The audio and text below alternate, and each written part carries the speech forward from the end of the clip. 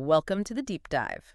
Today we're tackling a subject that hasn't just shaped recent events, it has, I think it's fair to say, completely redefined political science in the last decade or so. American populism. Oh, absolutely. And it's just impossible to ignore the sheer scale of academic interest here. Right. The sources all confirm that Donald Trump's 2016 victory was a real watershed moment. A trigger. Oh, really? A trigger, exactly. It said this huge surge of analysis through the scholarly community. Researchers, they were forced to confront this phenomenon head on, and they realized that the old definitions of populism just weren't cutting it anymore, especially not for the American context. And that's really our mission today. We're not just here to summarize what populism looks like on the surface. We want to try something a bit more ambitious. A meta-discourse deep dive. Precisely. We're going to analyze how the scientists and researchers, the academics, the people who are really methodologically minded, have tried to interpret and define and debate this whole phenomenon across its long history. Going all the way back to the late 19th century. All the way back. We're tracking the arguments, the frameworks, and just as importantly, the disagreements among the experts themselves. And, that focus on the academic lens is just so vital. Why is that? Because scientific discourse, it operates with very specific goals. It's about being methodical, about clarity, and, trying for objectivity. So it's not just opinion. Not at all. The research we're looking at uses some really sophisticated tools, things like content analysis to dissect the rhetoric word for word. Okay. And contextual analysis to really understand the specific historical moments. Yeah.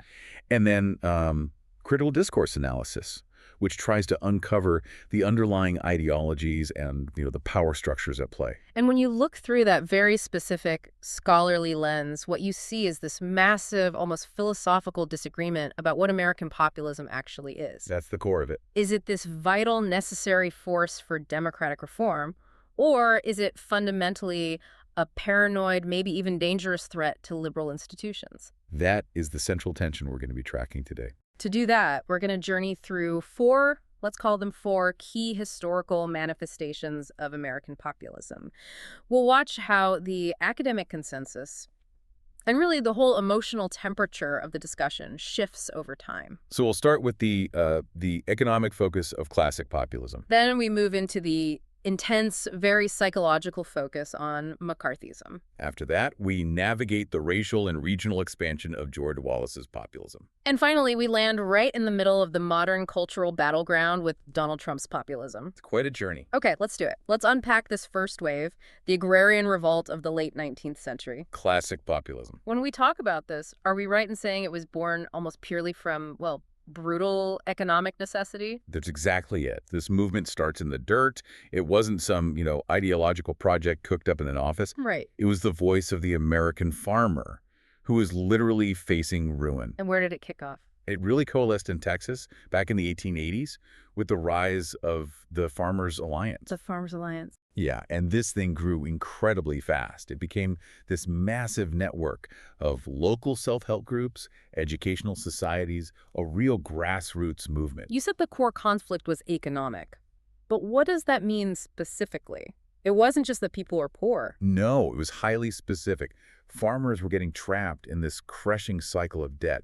They were poor, and they were getting poor, and they knew exactly who to blame. The monopolies. The monopoly. Their enemies were tangible and incredibly powerful. Not some abstract concept. Not at all. You had the plutocrats, the usurers, and crucially, these huge railroad corporations and powerful banks. And what was their role in this? These corporations had centralized all the power. They dictated the transport costs to get crops to major hubs like Chicago. So they controlled market access. And they controlled the credit that farmers needed just to plant and harvest their crops. The farmer was, in essence, a hostage to these huge, distant corporate entities. And this is where we have to get into a detail that can seem complicated, but it's vital. The monetary issue. Bimetallism. Bimetallism. This isn't just about general debt. Populism, it really caught fire after they found silver deposits out west. Yes, and they started demanding that the government circulate silver coins. Why was that so important? This is a detail that people often rush over, but you can't understand the movement's urgency without it.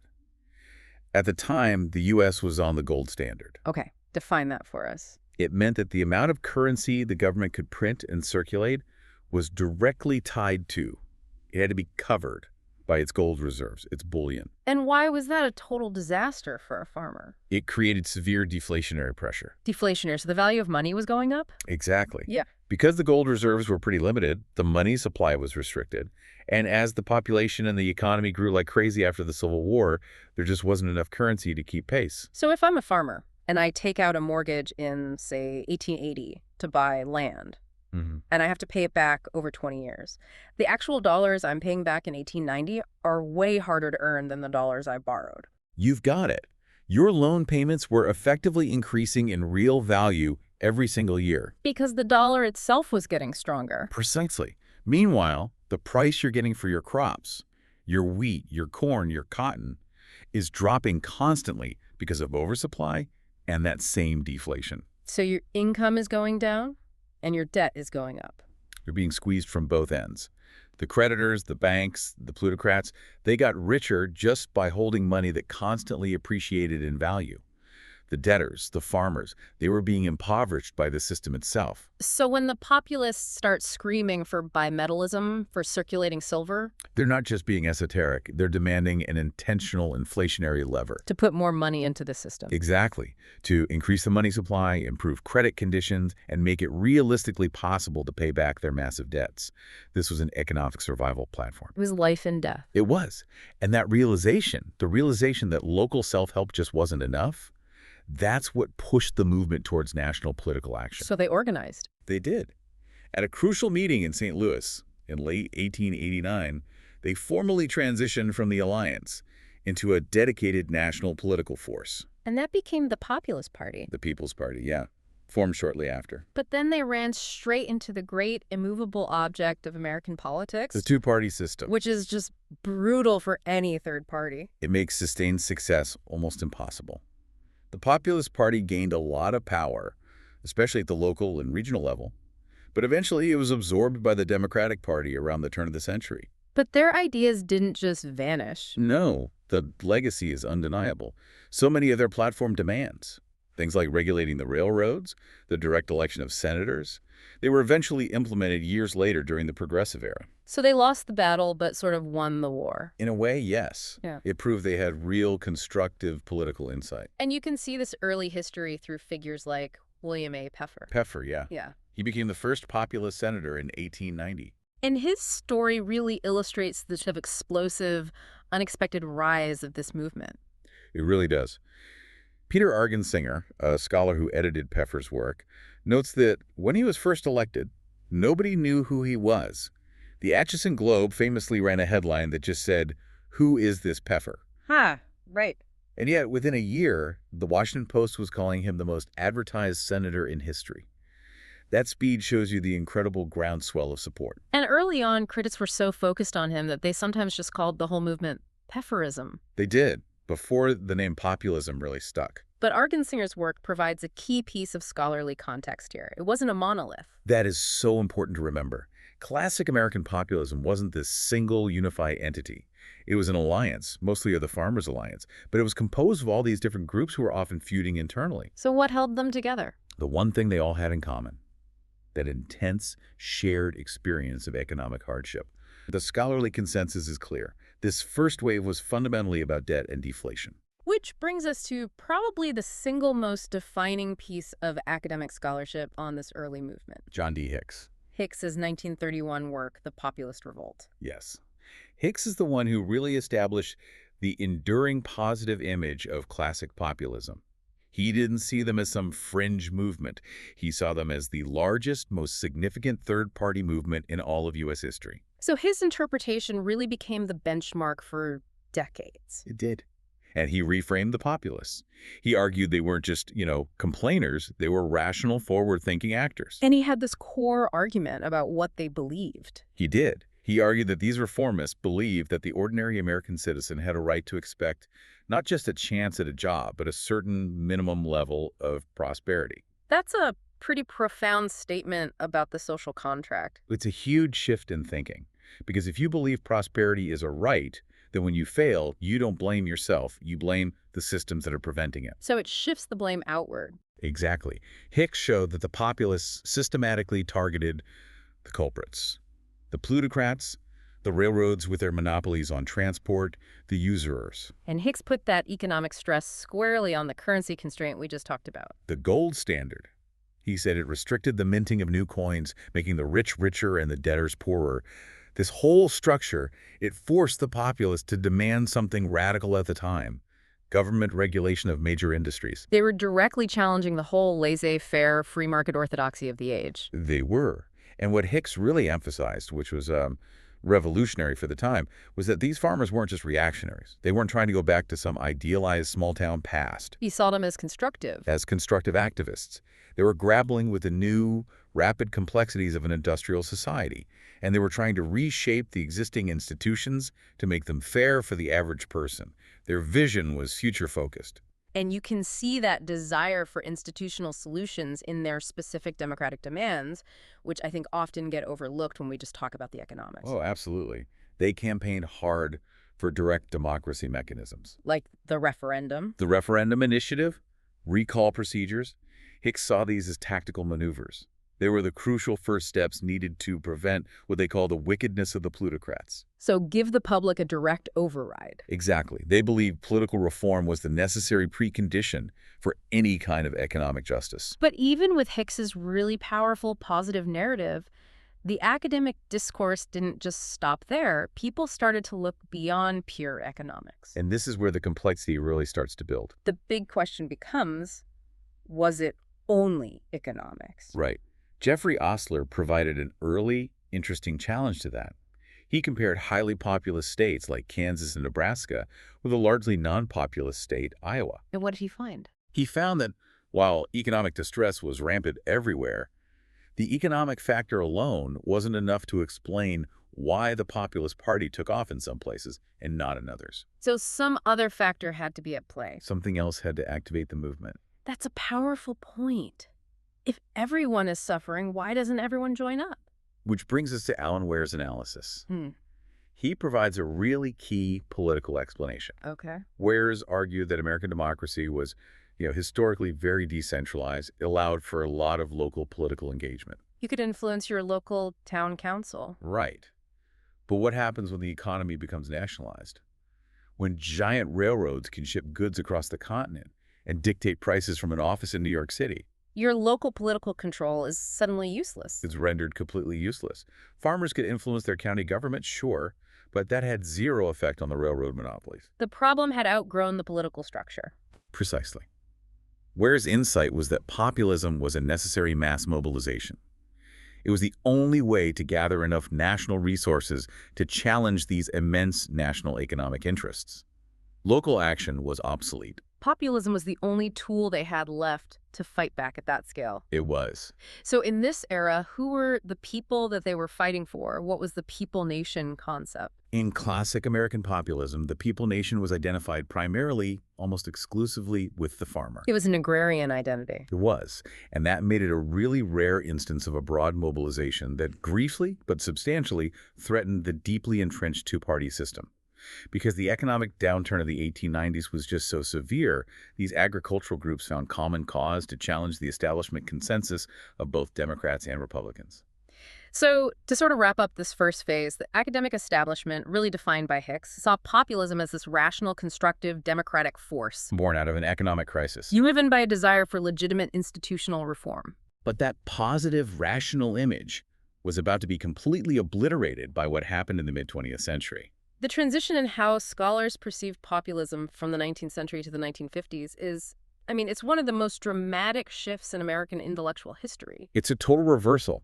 Populism goes from being seen as constructive reform to being seen as a dangerous, volatile, and anti-democratic phenomenon. We're jumping from the age of debt and deflation into the post-war era of massive economic expansion, the Cold War, and intense psychological paranoia. The context had completely changed. So why did academics suddenly start, pathologizing populism? Well, the U.S. was now wealthy. It was a global superpower, but it was gripped by this deep fear of internal communist infiltration. And along comes Senator Joseph McCarthy? From Wisconsin. He masterfully exploited that anti-communist psychosis, and he gave the academic community a new and, frankly, terrifying example of mass mobilization that seemed totally detached from any real material economic suffering.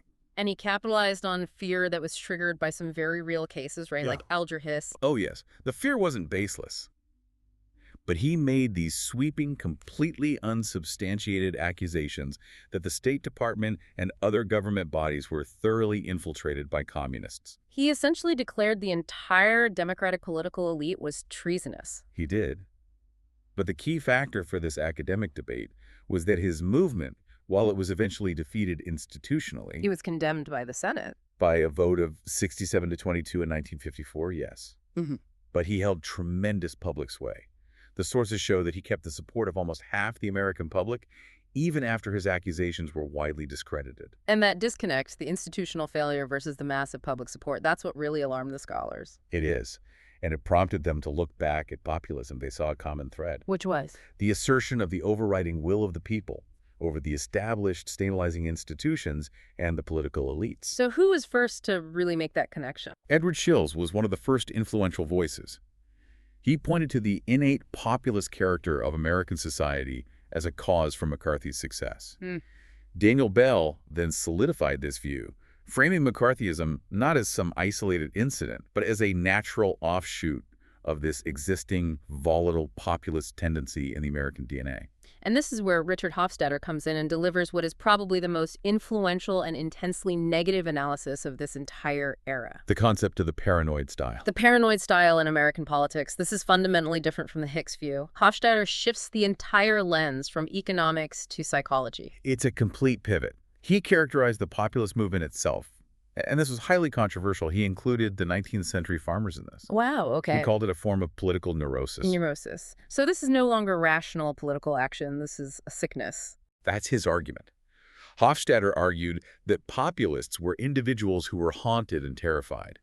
They were convinced that a powerful conspiracy of elites, whether it was financial elites back then or communist elites now, was actively working to destroy them and their way of life. I have to ask, though, is it really intellectually fair for scholars to apply clinical terms like neurosis to a mass political movement even when they oppose? Well, that's it. That is precisely the challenge and the enduring controversy of the Hofstadter thesis. It feels like it risks dismissing legitimate grievances by just branding them as psychological problems. Critics argue that's exactly what he did, that Hofstadter minimized the real economic distress and the real political failures by focusing only on the style of the rhetoric, the fear, the conspiracy theories. But for him, the paranoia was the point. For Hofstadter, the paranoia was the driving force. It was a reaction to industrialization that made them feel harmed and victimized, and he led them to search for some hidden cabal that was responsible for all their problems. This psychological shift sets up the other major analysis of the era, from Seymour Martin Lipset. Status politics. Status politics. Lipset introduced a really crucial sociological distinction.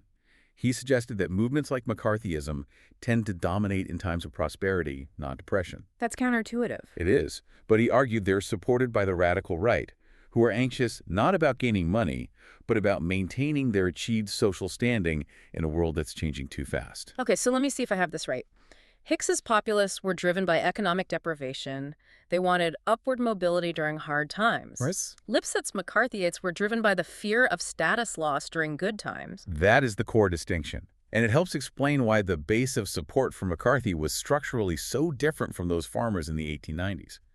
Lipset saw McCarthyism as a politics of status, rooted in fear. Fear of what? Fear of losing your white, middle-class, traditional social standing because of perceived threats like communism, shifting morality, and the rise of new, unwelcome elites. So the economic grievance of the 1890s gets replaced by two different non-economic grievances in the 1950s.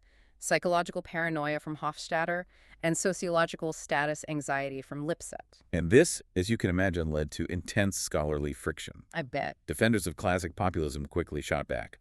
They said Hofstadter and Bell were fundamentally misreading the 1890s movement, which was focused on concrete social and democratic reform. And McCarthyism wasn't? No. McCarthyism was largely an anti-communist Republican effort.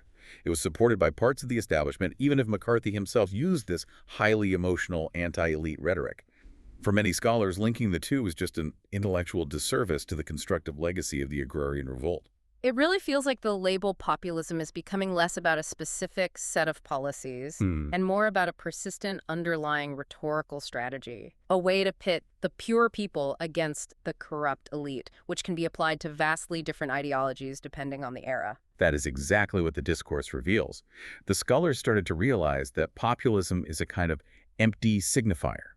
It's a container that can be filled with economic demands, or with status anxiety, or, as we're about to see, with racial hostility. And that shift from economic grievance and status anxiety now becomes explicitly centered on race with the arrival of George Wallace. Wallace is the bridge. He seems to have fundamentally altered the trajectory of American populism and how academics had to interpret it. He really did.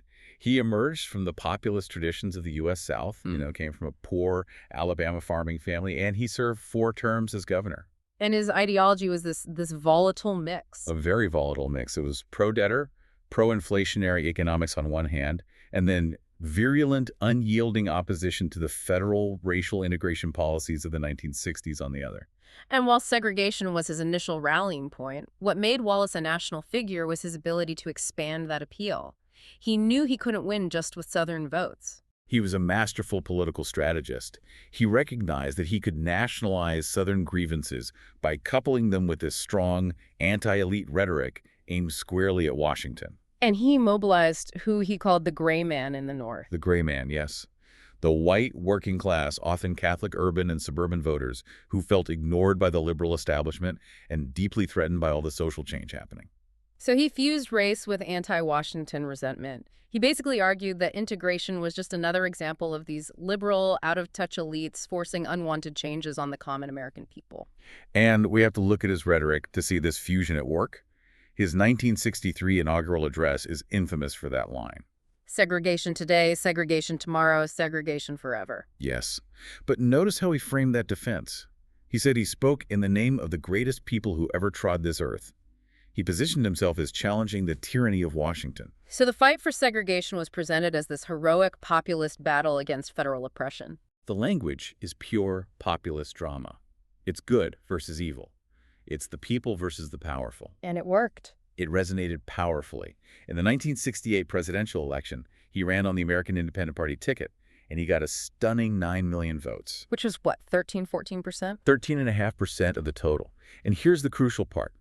Half of those votes came from outside the southern states. Wow. He proved that this fusion of populist, anti-elite anger and cultural racial resentment had national, cross-regional appeal. That fact alone, that northern white workers bought into his message, that's why he's so critical to the academic study of how populism evolves. Scholars were forced to contend with the primary causal driver. Was it economics or was it race? And what was the consensus? While some elements of his support were no doubt driven by economic discontent, high taxes, low wages, the dominant academic consensus, championed by researchers like Miller and Carter, concluded that Wallace's populism was fundamentally rooted in racism. The economic appeals were secondary. They were subsidiary to the cultural grievances. The racial issue, disguised as a fight against federal overreach, that was the engine. So scholars like Pippa Norris and Ronald Inglehart, they describe this as a white reaction. Exactly.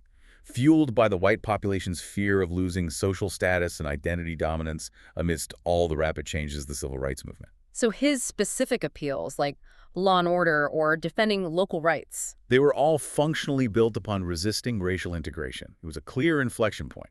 Populism, which had started as this purely economic cry, now had identity and culture baked right into its foundation. And that realization really set the stage for the modern scholarly debate. As it did. Wallace provided the template for how to use anti-establishment rhetoric not to achieve economic reform, but to mobilize a culturally threatened group against perceived outsiders and the elites who allegedly protect them.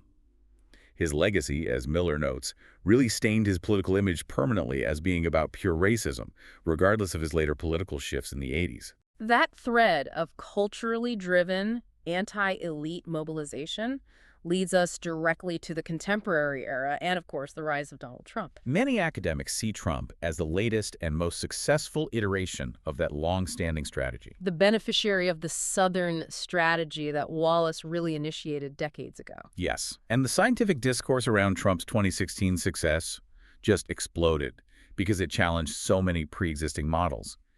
To even start the debate, scholars first had to categorize his support. It wasn't a monolith. Not at all. Emily Eakin's analysis provides some essential nuance here. She detailed 5 distinct groups of Trump voters. Let's walk through those. Who were the largest groups? The largest were the ardent conservatives. These are your loyal, traditional Republicans focused on fiscal discipline, and the free marketeers. And the free marketeers are high-income, high-status voters who enthusiastically support free trade and deregulation. Exactly. And those two ideologically driven groups, the ardent conservatives and the free marketeers, together they accounted for over half of his voters. So it wasn't just a working-class movement. Far from it. Then you had the 3 other groups. The traditionalists, who were lower income, focused on cultural norms. The anti-elitists, who were actually doing pretty well financially, but just deeply distrusted the entire political system. And the last group? The unengaged. These are people who typically don't vote, but were mobilized by Trump's message. The fact that his base was so complex, you've got high-status free traders and low-status traditionalists in the same coalition, that explains why simple economic explanations just failed. But the unifying slogan, "Make America Great Again," it resonated across all of them. And studies, like those by Morgan and Lee, confirmed the critical importance of appealing to the white working class, many of whom felt abandoned by globalization. This complexity forced the academic discourse into 2 dominant camps. 2 dominant explanatory camps, yes. The first is the more traditional economic and political view. Which argues what? It argues that Trump's success was driven by objective economic decline, rising income inequality, and this deep-seated political distrust in Washington, especially after the 2008 financial crisis. They felt their economic interests were just totally unrepresented. But the second camp, the cultural and identity view, has arguably gained the most ground in recent years. It has. This camp emphasizes culture, ethnicity, and the ideology of nativism as the primary drivers. And this is where we need a really precise academic definition of nativism. Cass Mudd is a key scholar here. He is. Mudd defines nativism as the ideology that holds that states should only be inhabited by the native group, or the nation, and that foreigners, immigrants, or foreign ideas fundamentally threaten the homogenous nation-state. So the core grievance shifts entirely. It's no longer about whether a farmer can pay his loan as it was in the 1890s. It's about whether the native cultural identity is going to survive. That's the shift. Mudd argues that the radical right's nativism is the engine, and scholars have to be careful not to let the label populism obscure that underlying nativist ideology. The primary sense of being robbed isn't financial, it's cultural and existential. And the data seems to really support the strength of this cultural camp. It does. Studies by Rennie, Schaffner, and others consistently show that anti-immigrant attitudes and racial resentment were the most potent factors, often stronger predictors than economic distress for supporting Trump. What are some specific examples? Well, Eatwell and Goodwin noted some specific attitude differences.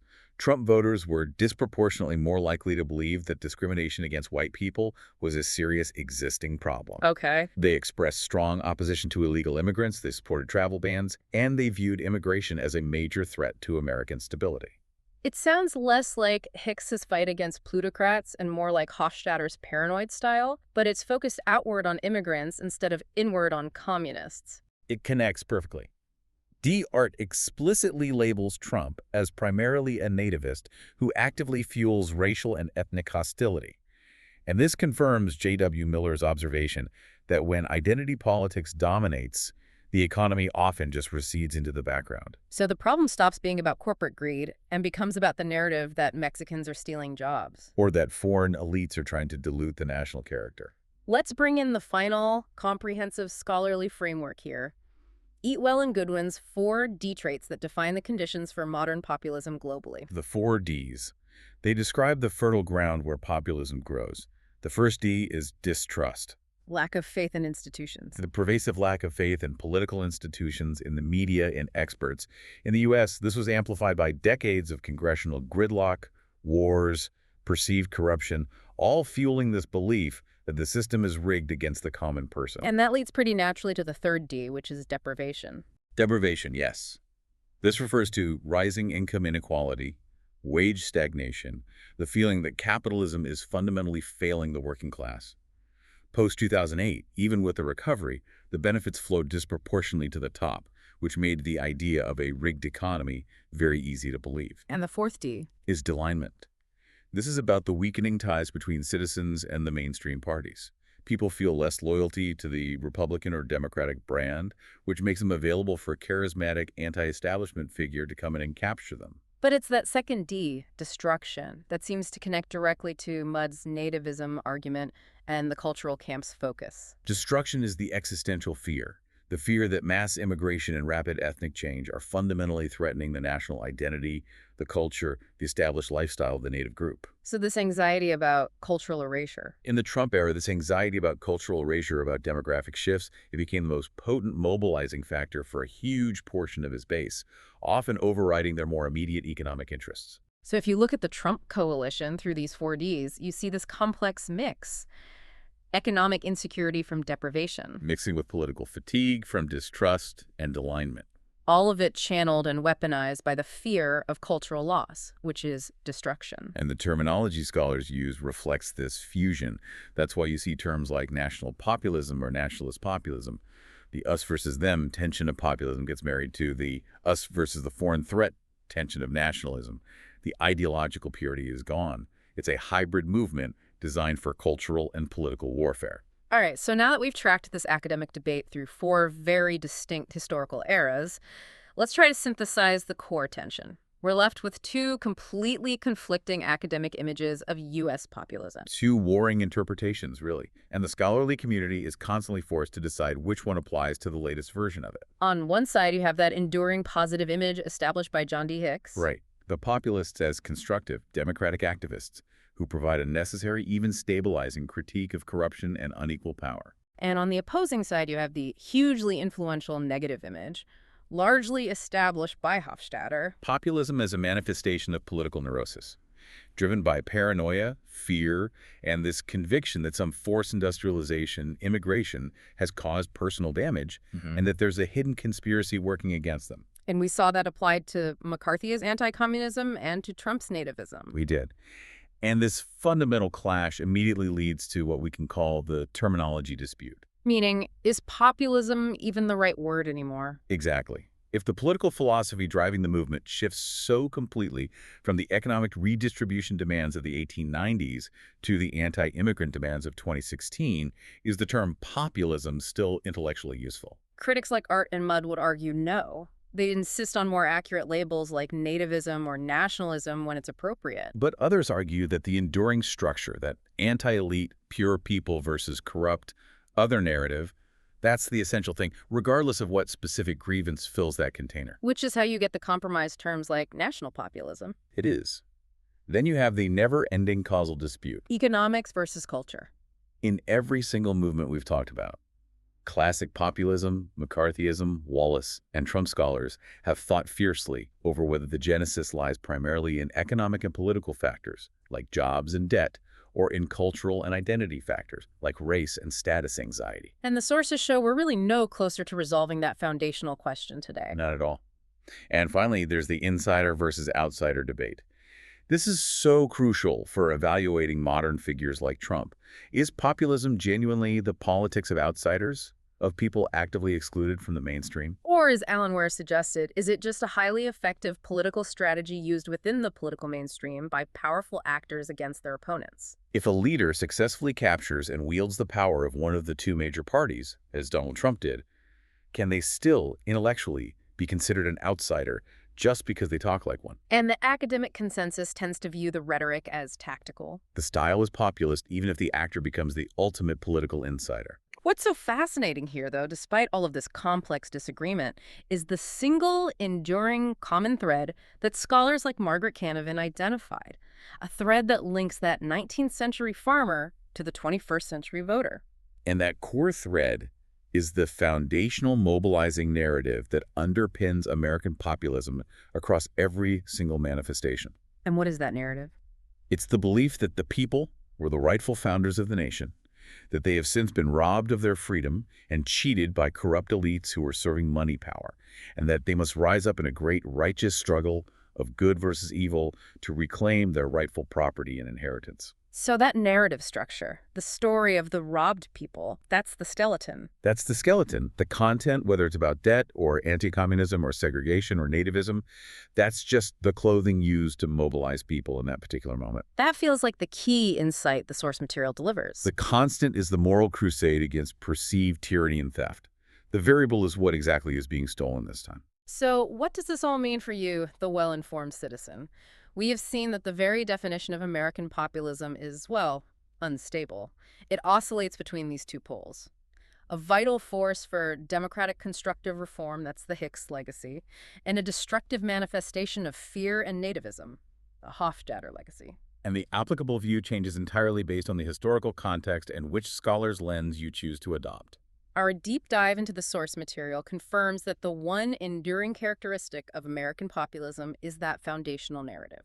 The people have been unjustly robbed by elites. We saw it applied to monetary value and credit in the 1890s, to national security and loyalty in the 1950s, and to cultural identity and jobs in the 2016 era. The academic debate is ongoing, but that rhetorical pattern is set in stone. And this leaves us with a final provocative thought for you to consider based on that enduring narrative template. If the central tension of American populism is always the struggle between the robbed people and the money power, think about the issues that are dominating the political landscape today. What issues? Maybe things like environmental regulation or digital privacy or even global supply chains are currently being framed by political actors as the next great existential fight. The next great battle between the forces of good and evil that will define the future of American political identity, just waiting for the next populist wave to adopt them. The narrative of the victimized hero, waiting to reclaim their rightful inheritance, is always available. The only thing that changes is the specific villain who holds the treasure.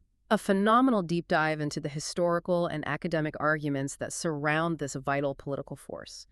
A crucial reminder that defining a movement is the first and often most difficult step in understanding it. Thank you for joining us.